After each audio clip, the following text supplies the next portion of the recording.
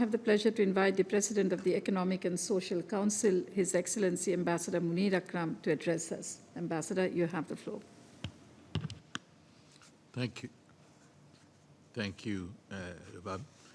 Distinguished co-chairs of the Preparatory Committee, Ambassador Rabab Fatima of Bangladesh and Ambassador Bob Ray of Canada, Honorable President of Malawi, Honorable President of the General Assembly, Honorable Deputy Prime Minister of Qatar, Honorable President of the OECD DAC, Madam Under Secretary General and High Representative, Excellencies, ladies and gentlemen.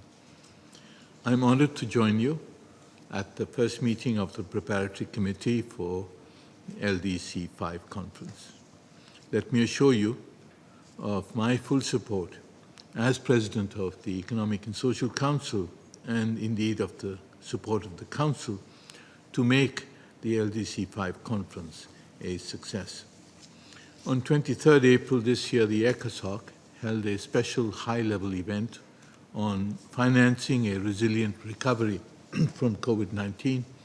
A number of concrete recommendations emanated from that meeting.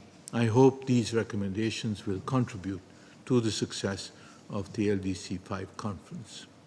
As mentioned just now by the President of the General Assembly, he and I will jointly organize a thematic event on 18 June to build common ground on strengthening national and global financing mechanisms for the LDCs. Excellencies, the focus on the LDCs is timely. The COVID-19 pandemic has taken a heavy toll on people's lives and livelihoods, and no country has been spared, but the LDCs have been hit the hardest. The impact will last longer in these countries through unfolding supply and demand shocks. There is the risk of a lost development decade.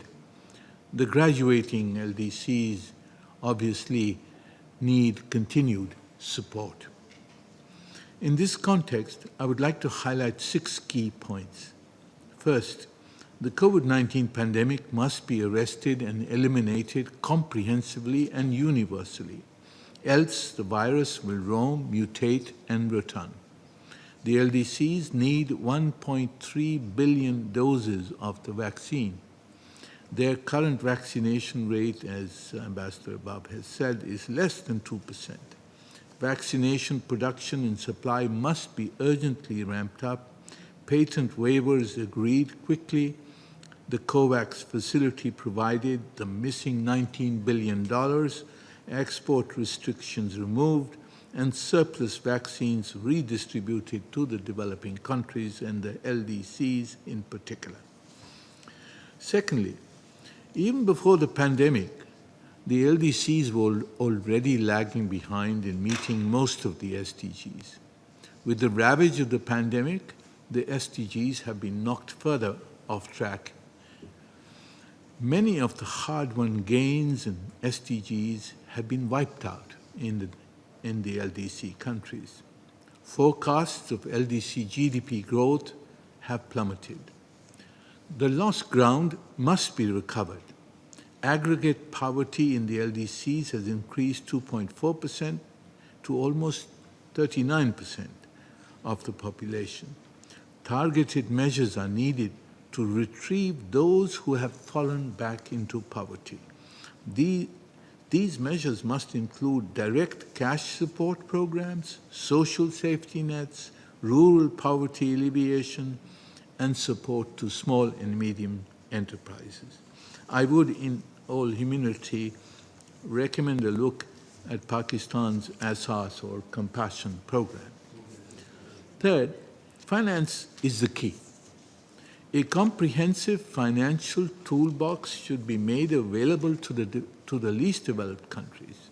This should include fulfillment of ODA commitments, comprehensive debt restructuring and cancellation, enhanced support from the concessional financing windows of the IMF and the World Bank, including an enhanced IDA, and additional outlays from the projecting 650 billion in new SDRs, of which a significant part should be repurposed for resilient recovery in the least developed countries and other developing countries.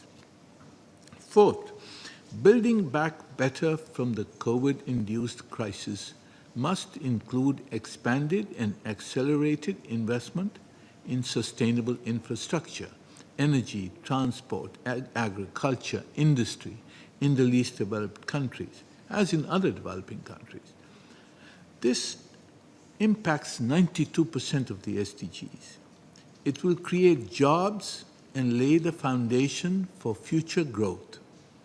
It can connect, especially the landlocked least developed countries, with regional and global economic partners.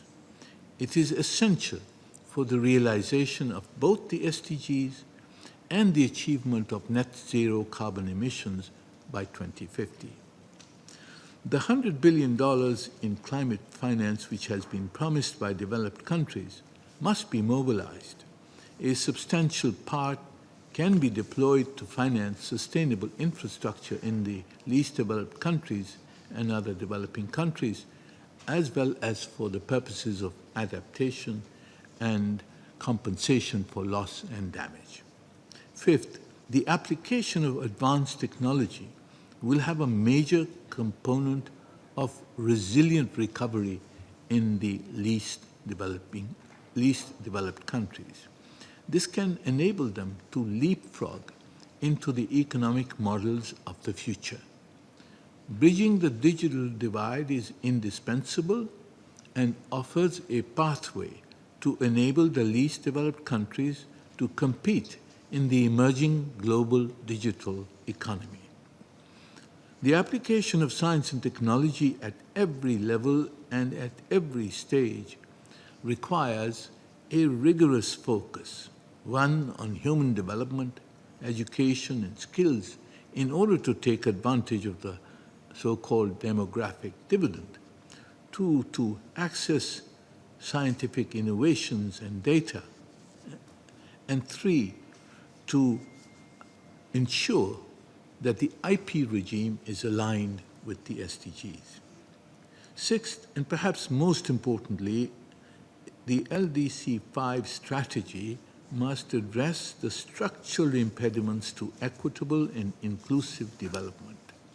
Neither resilient recovery nor sustained and sustainable development are possible until we can build a more democratic and inclusive financial architecture, a development-oriented global trade regime, a fair international tax system, and end the huge illicit financial flows that come out of developing countries, including LDCs, and create an open, inclusive, and cooperative global space for the growth of science, technology, and innovation.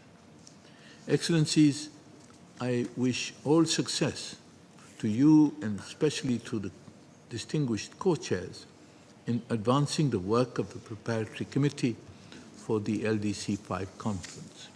I am confident that they will succeed in building consensus for actions to achieve resilient recovery, revived growth, and sustainable development in the least developed countries. I thank you. I thank the President of the Economic and Social Council for his important statement, and also thank him for his strong word of support to this process. Thank you, Ambassador. Thank you also for joining us this morning. I believe you have other engagements, but we do keenly look forward to the joint event that you and the President of the General Assembly will convene in June, and we believe that will be an important event in building the momentum to Doha 2022. Thank you, Ambassador, for joining us. Thank you.